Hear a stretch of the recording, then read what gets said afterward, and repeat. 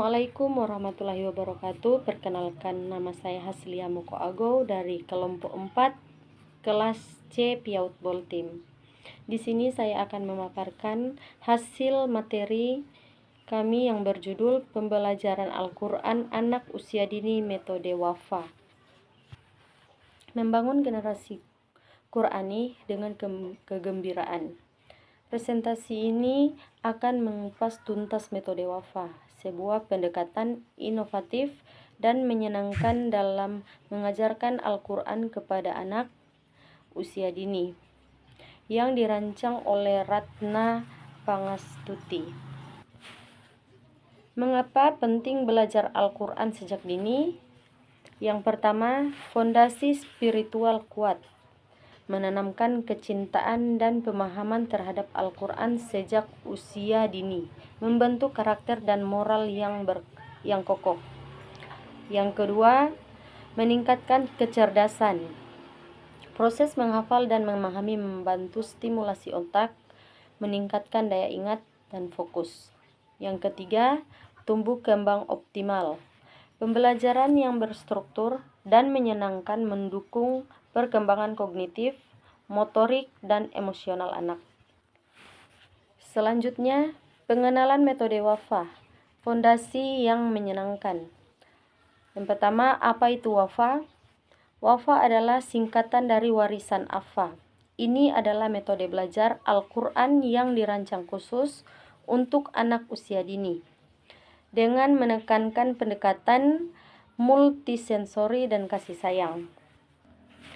Menghindari hafalan tanpa makna atau tekanan berlebihan. Memaksimalkan potensi fitrah anak yang suka bermain dan berimajinasi. Menggunakan irama nagma dalam kurung nada untuk memudahkan anak meningkatkan dan menghafalkan huruf-huruf. Metode ini berpegangan pada prinsip bahwa belajar Al-Quran seharusnya menjadi pengalaman yang menyenangkan dan ditunggu-tunggu anak. Prinsip dasar metode Wafa, bermain sambil belajar. Yang pertama, pendekatan multisensori, mengaktifkan seluruh indera anak, pendengaran, penglihatan, motorik agar proses belajar lebih efektif dan membekas. Kasih sayang, taliki bil mahabah. Guru dan orang tua menciptakan lingkungan belajar yang penuh cinta, sabar, dan tanpa paksaan. Irama nagham, penggunaan nada atau irama khusus untuk melafalkan huruf dan ayat, membuat anak mudah mengikuti dan menirukan. Berbasis permainan, materi disampaikan melalui kegiatan yang dianggap anak sebagai permainan, bukan beban akademik semata. Tahapan pembelajaran Wafa, dari pengenalan huruf hingga penguasaan juz amma, jilid 1-2 pengenalan dasar. Fokus pada pengenalan huruf hijaiyah, tunggal dan bersambung, mahraj, tempat keluarnya huruf yang benar, serta harakat dasar. Jilid 3-4, hukum bacaan. Mempelajari hukum tajwid dasar seperti mad, panjang, pendek, tanwin, sukun, dan tasydid dengan pendekatan visual yang mudah dipahami anak. Jilid 5, kelancaran membaca. Transisi ke membaca Al-Quran utuh dengan fokus pada kelancaran tartil dan penerapan seluruh hukum tajwid yang telah dipelajari. Jilid 6, tahsin dan hafalan. Memperbaiki kualitas bacaan tahsin dan memulai hafalan juz amma dengan metode yang berirama dan menyenangkan. Contoh aktivitas pembelajaran Wafa yang interaktif. Yang pertama, tepuk dan nyanyian. Menggunakan lagu dan gerakan atau tepuk sederhana untuk membantu menghafal urutan huruf atau hukum tajwid. Permainan berburu makhraj.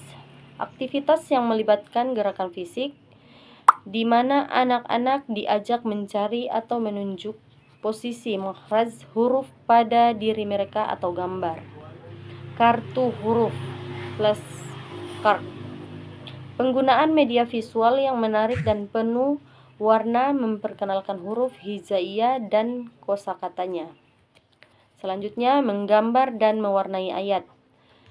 Menyediakan lembar kerja yang memungkinkan anak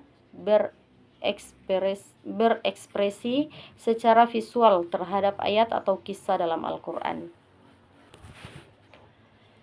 Peran orang tua dan guru dalam implementasi metode wafa. Peran guru, fasilitator. Yang pertama, menguasai nada dan irama wafa secara konsisten. Yang kedua, menghadirkan kelas yang penuh energi. Yang ketiga, memberikan pujian dan penguatan positif, bukan kritik yang menjatuhkan. Yang keempat, memahami bahwa setiap anak memiliki kecepatan belajar yang berbeda. Selanjutnya, peran orang tua, pendukung utama. Yang pertama, mengulang materi di rumah dengan suasana santai dan menyenangkan. Yang kedua, menjadi teladan dalam membaca Al-Quran. Yang ketiga, berkomunikasi aktif dengan guru mengenai perkembangan anak. Yang keempat, menyediakan waktu khusus untuk tilawah keluarga. Keunggulan metode wafa dibandingkan metode lain. Yang pertama, fokus pada fitrah anak, memanfaatkan kecintaan anak pada irama, lagu, dan permainan, sehingga materi mudah diserap tanpa terasa berat. Waktu belajar efisien, melalui konsistensi dan irama. Rata-rata anak mampu membaca Al-Quran dengan baik dalam waktu yang relatif singkat, sekitar 1-2 tahun. Penguasaan tajwid dini. Hukum tajwid diajarkan sejak awal secara praktis melalui nada dan warna, bukan teori yang membingungkan. Menciptakan keterikatan emosional. Pendekatan kasih sayang memastikan anak tidak trauma dan justru mencintai Al-Quran sebagai teman terbaiknya. Selanjutnya, studi kasus dan testimoni keberhasilan. Anak saya sekarang lebih semangat mengaji. Dulu sering menangis, sekarang selalu meminta untuk diputarkan rekaman irama wafa. Itu contoh.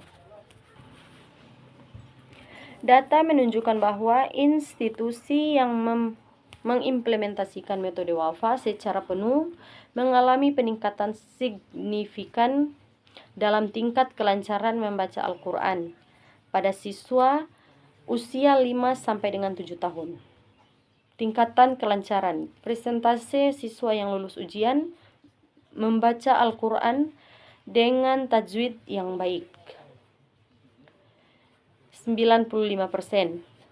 Minat belajar, peningkatan minat dan motivasi anak untuk ke kelas mengaji 88%. Kesimpulan dan langkah selanjutnya, mari terapkan wafa. Metode wafa dari Ratna Pangastuti adalah solusi holistik untuk mendidik generasi Qurani yang cerdas dan berakhlak mulia melalui kegembiraan. Pelajari dasar-dasar wafa, ikuti penelitian atau workshop resmi untuk memahami filosofi dan teknik pengajaran. Terapkan di rumah. Konsisten menciptakan lingkungan belajar yang suportif, menggunakan irama wafa sebagai pengantar tidur atau bermain, bergabung dengan komunitas, berinteraksi dengan guru dan orang tua lain yang juga menerapkan wafa untuk berbagi pengalaman dan tantangan. Baiklah, Itulah hasil paparan materi yang saya bacakan. Lebih dan kurangnya saya mohon maaf. Wabillahi taufik wal hidayah. Wassalamualaikum warahmatullahi wabarakatuh.